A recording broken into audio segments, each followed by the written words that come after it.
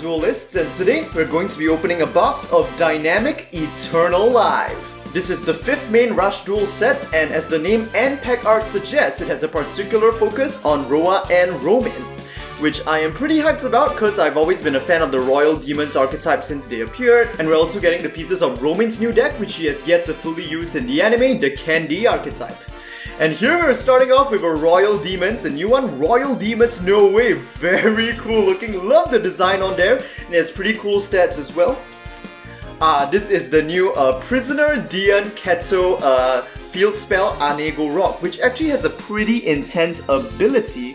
While this card is face up in the field zone, both players cannot tribute summon level 5 and level 6 monsters. Now of course this won't prevent your opponent from summoning their really powerful ace monsters at level 7 or 8, but there are quite a few strong level 5 or 6 monsters in Rush Duel which by inhibiting can really ruin the opponent's plays, especially 7th Road Witch.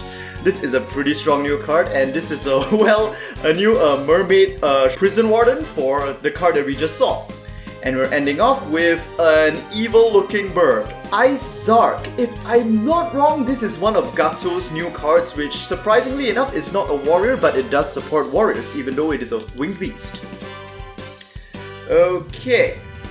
Oh, we are also getting the new Flower Fang ninja cards used by Ranze and Rinnosuke, but I am honestly not too interested in that. Royal Demons, come on! Let's put it in the Royal Demons pile. And we are ending off with our first ultra rare. Yep, I believe this is just ultra, and it is the left side of Yuga's new maximum monster, Vast Vulcan. Very nice. Now let's put it at the bottom over here. Now honestly, although the 7th anime is really good, I am not too hyped about the card game itself right now. Recently, in the recent sets, there hasn't honestly been any exciting developments in the cards themselves that has really gotten me too excited. So for opening the boxes, I'm honestly really focusing on collecting the maximum codes because the maximums are really cool, and it looks like we're probably gonna get a new one every single set from now on. Okay, our next ultra rare is from Flower Fang, a Kunoichi Garland.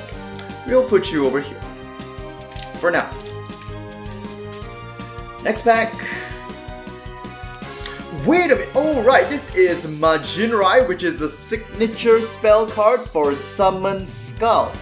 Yes, but I think in the actual card, even if you don't have Summon Skull, you can still use it by having a level 7 normal Fiend type monster on your field. So that's nice to have a bit more space on that. Royal Demons Phaser. Now this is a pretty strong new support card for Royal Demons. Basically, while you have a high level Fiend on the field, you can tribute him to special summon another high level Fiend from your grave, and that will easily allow you to have 2 high level monsters on your field in order to tribute summon for Roa's new ace. Sarge Bolt's Lizard. Oh, a Thunder type card. Interesting.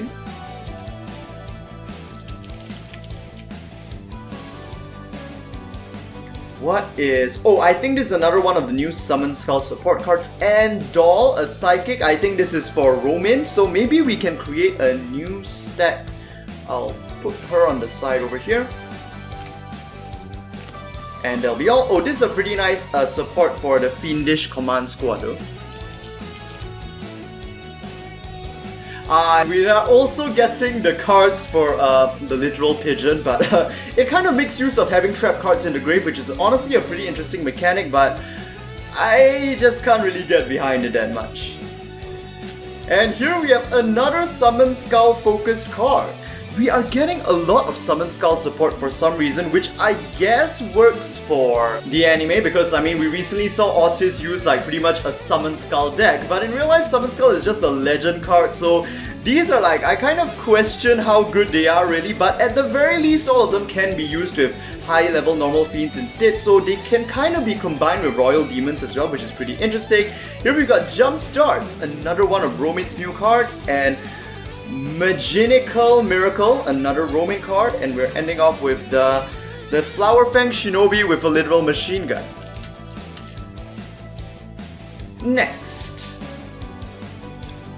Jump Start. The new, is this part of Ant?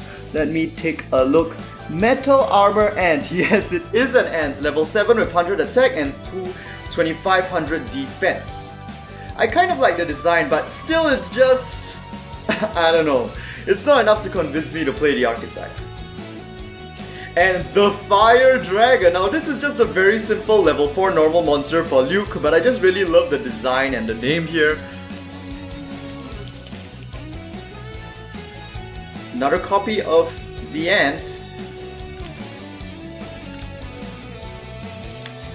Ah, this is a pretty strong card for the Prison, I guess I'll just call them Prison Aqua, and they seem to have some kind of effectiveness against a Yuga's deck, where if your opponent has a spellcaster on the field, these spells, even though they're quite powerful on their own, become even more powerful, this one as well. And I guess it sort of makes sense because currently Mimi is like the head of Goha, so she's kind of like the final boss for Yuga in a sense, I guess, so I don't know, I guess it makes sense in that way. Oh, and we are literally getting the Prison Warden Dian Keto as a super rare.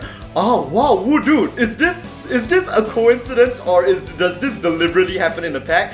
Our rare is Vice Jacker, which is a very menacing level 8 machine time monster, which is currently used by the boss of Goha himself, which is why they currently appear in the same deck together, and we saw this in the recent episode where she fought against Roa as well. So I guess I will put her down over here because I'm not expecting to complete the maximum. Honestly, like every time I just get baited and like will complete like 2 parts of the set but never get all 3. I think it's meant to be like that though. What is this? Bean Soldier. A plant type, but I don't think I saw Ranze or Rinnosuke use him, right? Maybe just a new generic.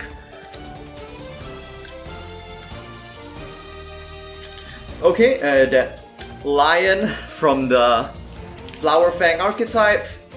There is literally a lot of Flower Fang in this set, which is why I'm not too hyped about it that much, because it's like, just an archetype I'm not interested in at all.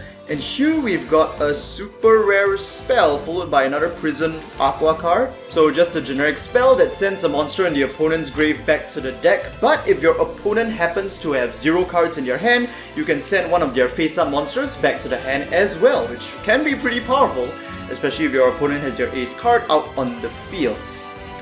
Ooh, this is a pretty looking card, the Star War Knight Kairon, and it is just a generic Fiend type support that can give one of your high level Fiend type monsters piercing. I guess he'd fit pretty well with Roa's deck, and another rare spell for Romin, Jump Up this time.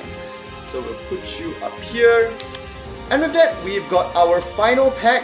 We just have 1 ultra rare so far, so I think we can expect a pretty awesome pull for this one. Saving the best for last, let's see what we get.